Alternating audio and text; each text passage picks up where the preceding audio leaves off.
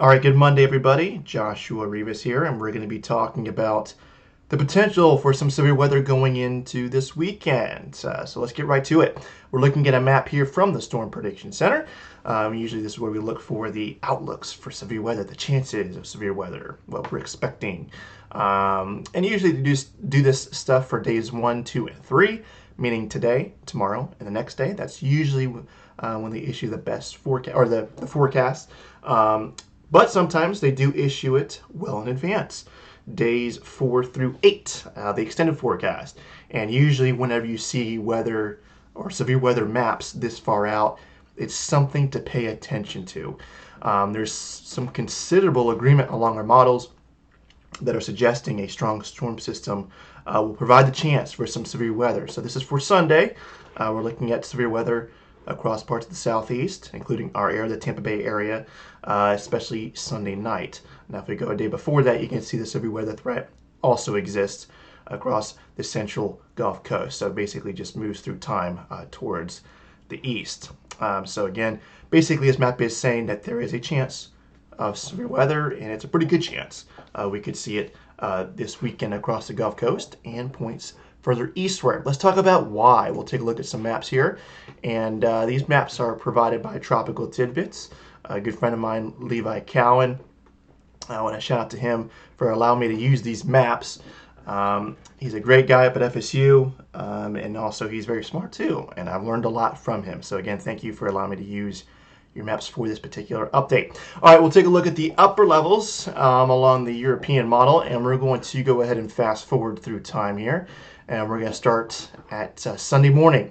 And you can see in the upper levels a cutoff, what we call a cutoff area of low pressure, coming pretty far south. And usually when we see these kind of signs this far out and this far south, something to watch. And certainly enough, the models are in agreement that the dynamics could be there for severe weather along the Gulf Coast. It's been pretty warm lately, plenty of warmth.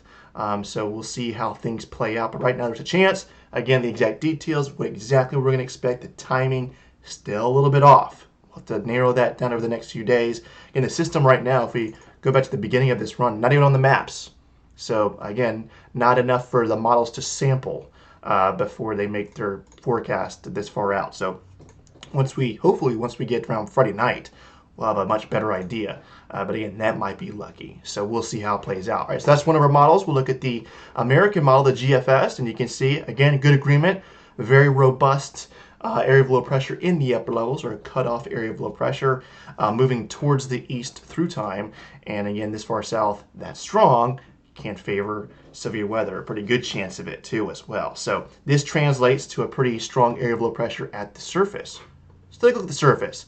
And you can see right on time, sometime Sunday evening, area of low pressure along the Georgia, South Carolina border. Again, where exactly that's going to be, the exact timing, again, still unknown. And the strength of it too, that's going to be a little bit key as well, how strong and how fast this area of low pressure strengthens. Some models, the European model, very reliable model, does suggest that the area of low pressure strengthens or deepens fairly quickly.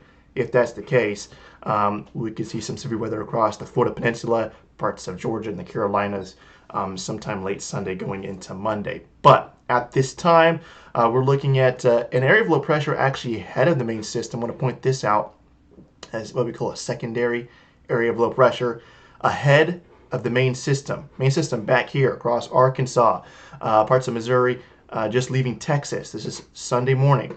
And you can see an area of low pressure ahead of that, already across the Tennessee valleys and over towards the Carolinas. And you can see all this moisture, the greens, the area of rain ahead of the main system. What does this do? Well, usually when we see this, this helps to stabilize the atmosphere or limit the potential for severe weather once the main system approaches. We've seen this a number of times.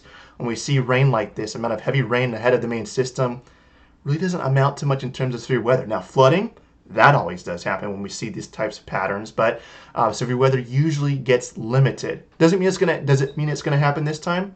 Well, we don't know yet. Again, we'll see how it plays out. But right now, what we do know is that dynamics in the upper levels, strong area of low pressure, all coming together to favor the chance of severe weather, and that's what we're looking at and that's what we have to be prepared for as we go into the weekend.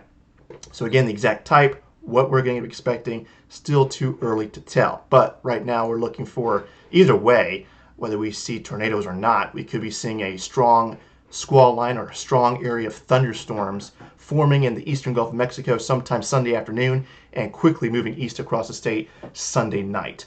Again, we'll see exactly how that plays out. But I think there's a good chance that we'll see at least a squall line, area of strong storms moving across our state. Whether we see some pretty strong severe storms in that or tornadoes, again, too early to tell. But I do think we will see a line of storms move across our state either way sometime on Sunday night, maybe even earlier than that. Again, the timing still too early to tell. Now, if we look at the winds, what I point out here is you can kind of spot out the strong area of thunderstorms right here.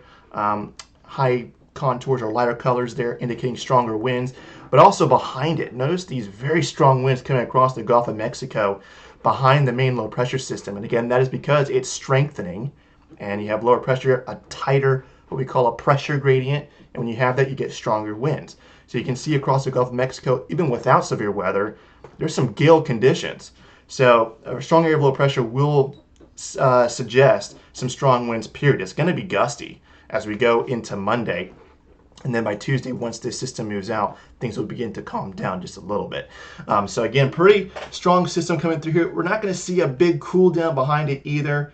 The way it's occluding, what we call it, and the way it's going to be moving out, not going to favor cooler weather.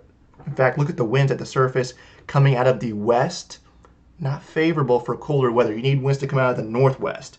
And this area of low pressure to be moving up towards the northeast fairly quickly. Does not do that in this case. So we stay with the westerly wind coming off, a modified air mass off the Gulf of Mexico. You're not going to get cooler weather. Now, some slightly drier air? Sure, but not cooler weather. So basically what this system is going to do is basically ramp up the winds, ramp up our rain chances, a good possible chance of some severe weather. And then behind that, some gusty winds and some drier conditions, maybe even comfortable conditions. That's the good news. Behind it, shouldn't be too bad. But either way, we got to go through a potential for severe weather first before we get into the nicer weather.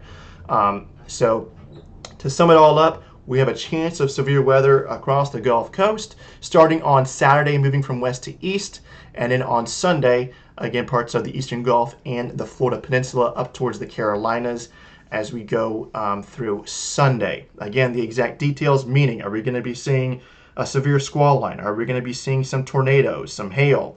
Again, too early to tell to figure out exact types. Again, it's all, have to wait a little bit until we can finally sample or see where the system is coming from, the nature of it, and we really won't know that until it gets closer towards the west coast of the United States, which really won't happen until Friday. So again, if we're lucky, Friday night we'll have a much better idea of what we're expecting. Really, Saturday will be the best day to know what we're expecting. But either way, regardless of type, chance of severe weather, want to be prepared, want to make sure you guys are aware that there's a chance of severe weather, and some of us will be seeing it overnight, which usually is the worst time of day to have severe weather move through. So that means just make sure your radio's there, phone's charged, everything you need in case something were to happen in the overnight hours and you need to be updated fairly quickly. Just keep that in mind.